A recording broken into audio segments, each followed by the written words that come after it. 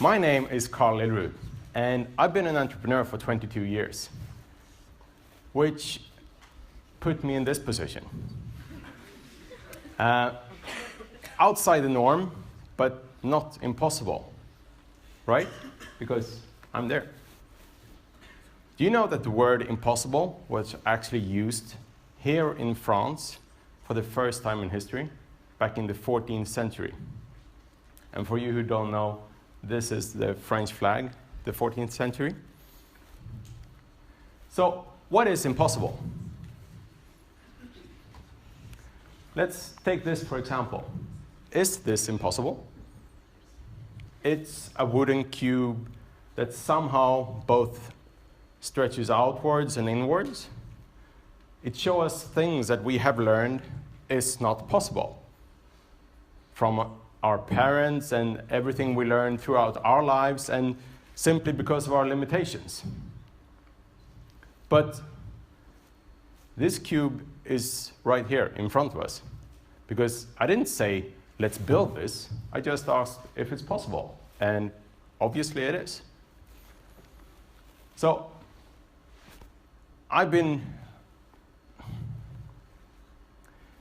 as an entrepreneur, I've been looking for different angles and different solutions to problems that are put in front of me, and I love that. That's how I live my life. And I'm going to share some of the tools that I use with you guys today to make sure that you can do the impossible as well. But by pushing myself all the time, obviously I get into stressful situations, and from time to time it's overwhelming. So I had to find a way to force myself to relax and to flush my mind. And I've been trying multiple different methods over the years, but this time I chose swimming. And this is what you normally wear when you go swimming, right? I'm from Sweden, and I decided to swim all year round. Everybody was saying that swimming outdoor all year round, that's not possible. Because in Sweden, this is what you would like to wear half of the year. And this is what I'm doing. I'm jumping into the water to flush my mind from the thoughts and the stress that I carry around with. And obviously I'm put into a number of different difficult situations doing this. And as time goes on, the ice freezes and we can't really get into the water. So obviously we have to solve that as well. So we jump on the ice to open it so that we can swim. But that's not the real problem here. The real problems that we experience are that the fingers and the toes freeze rather fast in the cold water, especially as we go swimming for around 20 minutes. And the back of your head gets an intense brain freeze like you never experienced before. And you cut yourself a lot on the ice. And then, of course, we have the 0 Celsius water, which is a thing that spices things up. Many people say that if you do that, you'll die. And that's actually not the reality. The reality is that when people die in cold water, they have not died because of the water temperature. They die because they start hyperventilating, which lead to passing out, which leads to drowning. So why would anyone ever want to do this? Because after going for a cold water swim, it feels like you've been sleeping non-stop for 2 weeks. And that's that's a nice feeling. But the result is,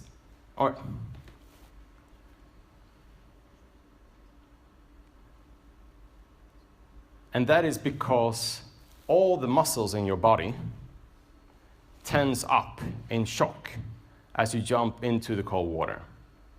Because all your senses identify the imminent danger and risk of dying. And it's up to you to make sure that those muscles relax. And after that, and it's up to you to make sure that the muscles relax so that you don't die.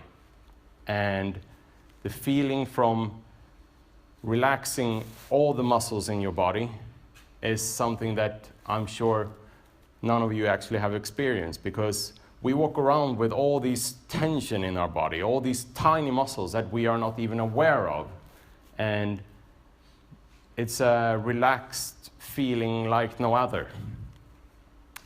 But to add to that, you also need to control your breathing. And as you jump in the water, the movement itself is actually connected to your breathing. So diving into the water helps you find the right control of breathing, which helps you to calm your system down. And then we have all those thoughts, all those million tiny ideas that we walk around with. Oh, I have to pick up dry cleaning tomorrow, and the day after that is pick up from tennis, and so on. We have all these things that we have alive in our mind all the time. And as we jump into the water, all those thoughts are flushed away. There's just one thing and one thing only to focus on.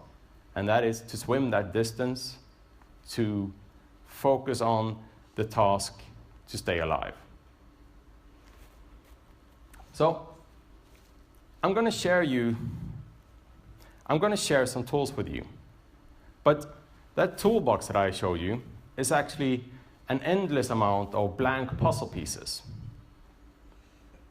And those pieces is up to us to color with our experiences and our findings. The first puzzle piece is to believe in yourself and have fun doing it. Because whatever you do, you will be questioned. There will be people asking or pushing you about your thoughts, about your beliefs. So make sure you do the right thing from the beginning and do what you think is fun. Then we have the belief. And belief is something that comes from inside. It's not something that you get from the people around you. So you have to identify what you believe in and focus on that. The second puzzle piece is to never focus on the impossible part. Because doing the impossible actually starts by doing what's possible. For example, as we were jumping into the cold water, we had solved all of that, or we did solve it as we did it. But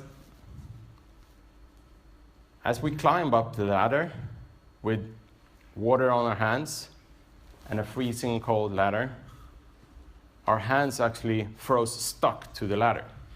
And we had to break our hands loose, which we solved rather easy with just putting on a pair of gloves. And there will be blockers. And the blocker is actually something that is put in your path to make sure that you push yourselves to identify the alternative solutions. Because there will always be alternative solutions to any given problem. So don't see the blocker as something that can't keep you moving forward. One day, the ice had turned, the water, one day, the water had frozen to ice, solid for us, not. One day, the water had turned to ice, too thick for us to break. But where there's a problem identified, you're always half through the solution. So obviously we knew we couldn't break it because it was like a meter thick, but we just kept on running to focus on a solution, which was to run out on the ice to where the cargo ships break the ice for us, so that, again, we could jump into the water and do some swimming.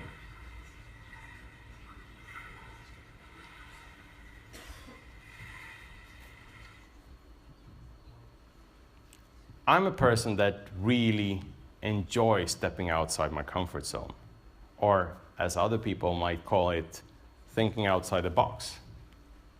I actually made it my thing because I've been training myself to, instead of being scared or in other ways frightened by this feeling, telling myself that the feeling itself is a good one. It enables me to evolve. I will be put in front of a number of challenges, which I will learn from, and it helps me move forward. Because do you honestly believe that teaching our kids only the rules is how we raise the leaders of tomorrow? We need to enable them to challenge things and to overcome problems. And by knowing the rules, you're half there. Because as you know the rules, you also learn about the possibilities to break rules, or to write new rules, or how your competition is being held back by the rules. Because there will be multiple solutions to any given problem. So think outside the box. Or actually, there is no box. There's no limits. It's only in our minds where we set the rules. Going on to the fourth puzzle piece. Failure is never failure. Failure is just one step closer to your goal. You need to embrace failure for what it is. And when you fail, you learn the most. Because when you fail, you get to look at the issue from another point of view. You have the experience from the failure, which opens up new possibilities, new angles to attack from, and to think about what you did and how you can change things around. Because now you have experience. Now you know what didn't work. And you know that there's always a way to make it work. Because the process is simple. You try and fail, and then you try until it leads to success. So when are you done? You're done when you have reached the solution to the problem. You're done when the receiving end have accepted whatever you have done. It's not for you to start fine-tuning and modifying whatever you have solved until you're done with everything. Because when you're done with one problem, you go on to the next one. My goal is to share my experience and knowledge with the people around me. and as an entrepreneur, challenge the impossible and make it possible. And the most important project or challenge for me is to share all of this with my daughter, but also with the people here, to make sure that you are prepared for doing these things that you are afraid of today. And to give you the tools to make sure that you can build the new paths or bridges to overcome these problems. And that's because I meet people all the time who start telling me about their dreams.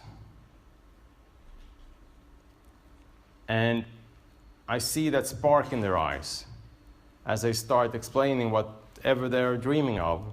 And then I see the spark go away just as fast as it appeared, as they start focusing on the issues rather than the possibilities.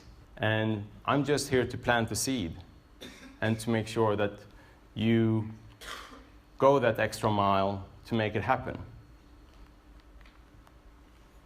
And it's about time that you start dreaming big. I have forced myself into dreaming big by using a method that I like to share today.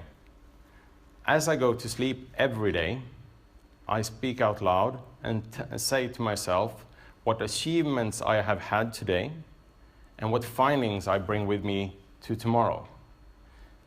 That makes me fall asleep with a positive mindset, and I wake up in the morning with a winner attitude, making anything possible. Today I just opened the door for you to show you that there is another type of light, and it's up to you to choose how you would like to live your life. And I have given you the 4 corner pieces in this endless puzzle. But it's actually now also up to you to start putting color on your blank puzzle pieces. Because the future now is different from what it was 20 minutes ago. You now have the tools to get started doing the things you actually believe in.